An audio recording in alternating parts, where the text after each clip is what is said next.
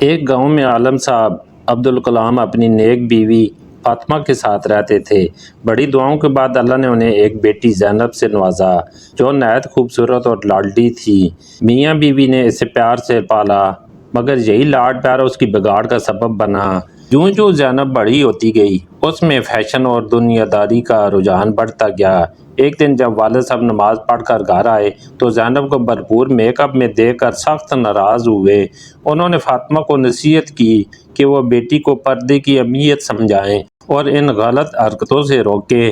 فاطمہ کو شوہر کا بیٹی کو ڈانٹنا ناگوار گزرا، لیکن وہ خاموش رہی۔ عبدالکلام نے کہا، دیکھ لینا، ایک دن تم ضرور پچھتاؤ گی۔ اس کے کچھ عرصے بعد عبدالکلام کام کے سلسلے میں سعودی عرب چلے گئے۔ والد کی جاتی زینب کی سرکش طبیعت مزید کھل کر سامنے آ گئی۔ اس نے اپنی ماں سے کالج کی سہیلیوں کی طرح موبائل فون دلوانے کی ضد کر دی۔ جب ماں نے انکار کیا تو اس نے کھانا پینا چھوڑ دیا اور کالج جانے سے بھی انکار کر دیا۔ فاطمہ اکلوتی بیٹی کی حالت دیکھ کر بے بس ہو گئی اور اس کی ضد کے آگے ہار مان لی۔ انہوں نے اسی دن زینب کو نیا موبائل فون خرید دیا۔ موبائل ملتی زینب کی خوشیاں تو ساتویں آسمان پر تھیں، مگر اس کا اخلاق مزید بگڑ گیا۔ جب ماں نے شوق سے موبائل دیکھنے کی خواہش ظاہر کی تو زینب نے بدتمیزی سے کہا، ماں جاؤ کام کرو، تمہیں کیا پتا کہ یہ کیا بلا ہے، تم تو ہو ہی جیل۔ ماں نے غصے کے گونٹ بھر کر سب نظر انداز کر دیا۔ زینب ہر وقت موبائل میں مگن رہتی۔ وہ نہ تو کوئی گھر کا کام کرتی نہ نماز پڑھتی۔ جب ماں نماز پڑھتی تو وہ اونچی آواز میں گانے سنتی رہتی اور ٹوکنے پر مزید گستاخی کرتی۔ وقت کے ساتھ وہ کالج کے ایک لڑکے سے دوستی کر بیٹھی اور دن رات اسی سے باتیں کرتی۔ آہستہ آہستہ وہ لڑکا اسے غلط کاموں پر مجبور کرنے لگا اور زینب اس کی ہر بات ماننے لگی۔ وہ اپنی ماں کو بالکل بھی برداشت نہیں کر پاتی تھی اور دل میں یہ دعا کرتی کہ ماں گھر سے چلی جائے۔ ایک دن جب زینب اس لڑکے کو اپنی تصویریں بھیج رہی تھی تو ماں نے دیکھ لیا اور غصے میں اسے تھپڑ مارا۔ زینب نے جواب میں اپنی ماں کو زمین پر دھکیل دیا اور مارنے لگی۔ کہتی رہی کہ وہ اپنی زندگی اپنی مرضی سے جیے گی۔ اچانک دروازہ کھلا اور عبدالکلام بغیر بتائے گھر واپس آ چکے تھے۔ گھر کا یہ منظر دیکھ کر وہ فوراً اندر آئے، بیوی کو اٹھایا اور بیٹی کو ایک زوردار تھپڑ مارا۔ روتی ہوئی فاطمہ نے اپنے شوہر کو تمام حقیقت بتا دی اور اقرار کیا کہ یہ سب اس کی لاڈ پیار کا نتیجہ ہے۔ باپ کے تھپڑ اور سخت گفتگو سے دل برتاجتہ ہو کر زینب نے فوراً اسی لڑکے کو کال کی جس نے اسے ماں باپ کے خلاف مزید بھڑکایا اور مشورہ دیا کہ وہ گھر کا سارا زیور اور پیسہ سمیٹ کر اس کے پاس آ جائے تاکہ وہ بھاگ کر شادی کر سکے۔ اسی رات زینب ماں کا زیور اور باپ کا سارا پیسہ لے کر چپکے سے گھر سے بھاگ گئی۔ وہ لڑکا راستے میں اس کا انتظار کر رہا تھا۔ جیسے ہی اس نے زینب کو دیکھا، سارا سامان لیا اور بہانہ بنایا کہ وہ گاڑی لے کر آتا ہے۔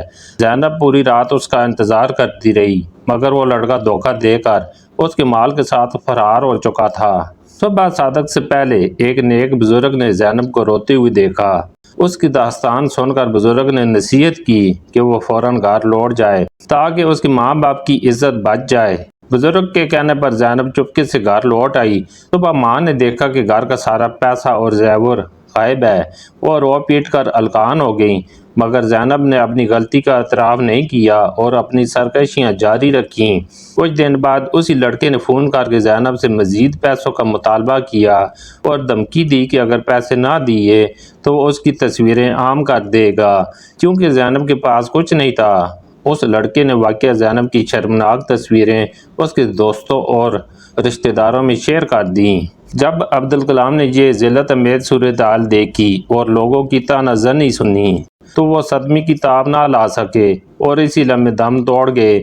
والد کی وفات کے غم میں ڈوبنے یا توبہ کرنے کی بجائے زینب اب کھلے عام کلبوں میں جانے لگی اور رات کو دیر سے گھر آتی۔ باپ کا سایہ سر سے اٹھ جانے کے بعد وہ خود کو آزاد سمجھنے لگی۔ ماں بیوہ ہو کر بھی بیٹی کو سمجھاتی رہی، مگر وہ نہیں سمجھی۔ مجبوری میں زینب نے ایک جگہ نوکری شروع کر دی تاکہ گھر کا خرچ چل سکے، مگر وہ اکثر رات گئے تک باہر رہتی اور اپنا فون بند رکھتی۔ بیٹی کی بے راہ روی سے پریشان ہو کر فاطمہ نے چھپ کر گھر کے باہر CCTV کیمرہ لگوا دیا تاکہ بیٹی پر نظر رکھ سکے۔ زینب اس حرکت پر شدید ناراض تھی اور ماں سے جھگڑا کرنے لگی۔ ایک روز زینب اچانک غائب ہو گئی اور ماں کا ڈر سچ ثابت ہوا۔ کئی دن انتظار کرنے کے بعد فاطمہ گھر کے دروازے پر بیٹی کی راہ دیکھتے دیکھتے بے ہوش ہو کر گر پڑی۔ محلے والوں نے انہیں اسپتال پہنچایا جہاں وہ کوما کی حالت میں چلی گئی۔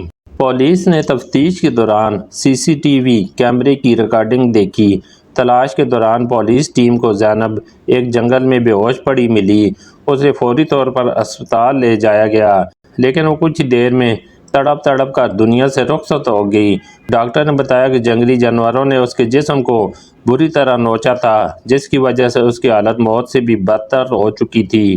زینب کی لاش لاوارث پڑی تھی، باپ فوت ہو چکا تھا اور ماں کوما میں تھی۔ محلے والوں نے اس کی کفن دفن کا انتظام کیا۔ عورتوں نے جب زینب کو غسل دینا شروع کیا تو اس کے جسم سے عجیب اور شدید بدبو آنے لگی۔ بو کی شدت کی وجہ سے غسل دینے والی عورتوں نے لاش کو بغیر غسل کے دفنانے کا مشورہ دیا مگر محلے کے نیک مردوں نے انہیں سمجھایا کہ یہ مسلمان کا فرض ہے، وہ اس گناہ میں شریک نہیں ہو سکتے۔ بالآخر عورتوں نے منہ پر کپڑا باندھ کر بمشکل غسل مکمل کیا۔ مردوں کے لیے اس کی میت اٹھانا ایک اور آزمائش بن گیا۔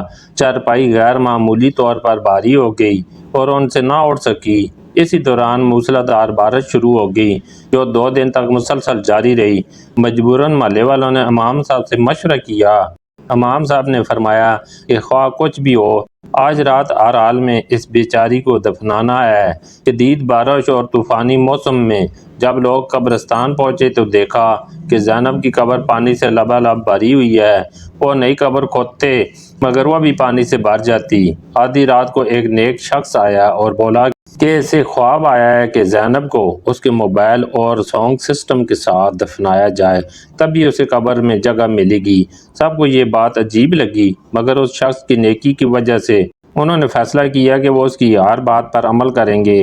لوگ زینب کے گھر سے اس کا موبائل اور گانے سننے والا سسٹم لائے اور لاش کے اوپر رکھ دیا۔ جب نئی جگہ پر قبر کھودی گئی تو بارش تھم چکی تھی اور پانی بھی کم تھا۔ بالآخر زینب کو اس کے موبائل اور ساؤنڈ سسٹم کے ساتھ قبر میں دفنا دیا گیا۔ جیسی مٹی ڈالنے لگے ایک شخص نے چیخ کر کہا، دیکھو اس لڑکی کی زبان باہر آ گئی ہے اور اس کے کانوں سے کیڑے نکل رہے ہیں۔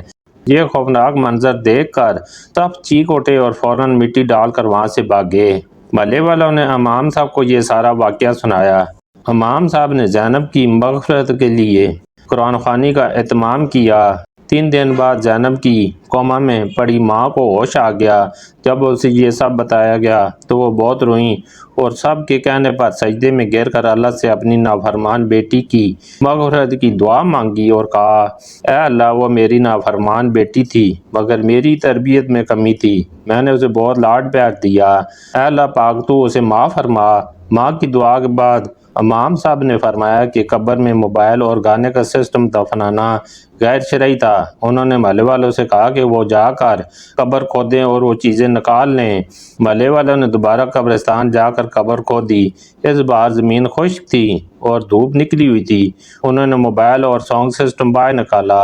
اچانک ایک شخص کی نظر زینب کے چہرے پر پڑی تو دیکھا کہ عذاب کے آثار ختم ہو چکے ہیں، زبان صحیح ہو گئی ہے اور چہرہ روشن ہے اور قبر سے خوشبو آ رہی ہے۔ واپس آ کر انہوں نے امام صاحب کو بتایا تو انہوں نے کہا کہ یہ اس کی ماں کی دعا تھی جو قبول ہو گئی۔ بے شک ماں کی دعا جنت کی ہوا ہے۔ کچھ دن بعد زینب کی ماں کو خواب آیا۔ زینب بہت خوش تھی اور کہہ رہی تھی، اماں میں نے زندگی بھر تمہاری نافرمانی کی جس کی مجھے بہت بڑی سزا مل رہی تھی مگر جیسی تم نے میرے لیے دعا کی اللہ نے مجھ سے عذاب ہٹا دیا، کاش میں تمہاری نافرمانی نہ کرتی۔ امام صاحب نے یہ خواب سن کر کہا، یہ اللہ کی رحم دلی ہے کہ جب بندے کو اپنی غلطی کا احساس ہو جائے یا کوئی اس کے لیے مخلصانہ دعا کرے تو وہ معاف کر دیتا ہے۔ یہ کہانی ہمیں سکھاتی ہے کہ ہمیں اللہ کی اطاعت کرنی چاہیے اور یہ نہیں بھولنا چاہیے کہ ماں باپ کی نافرمانی کا انجام دنیا اور آخرت دونوں میں نہایت عبرتناک ہوتا ہے مگر ماں کی دعا ہر عذاب سے بچا سکتی ہے۔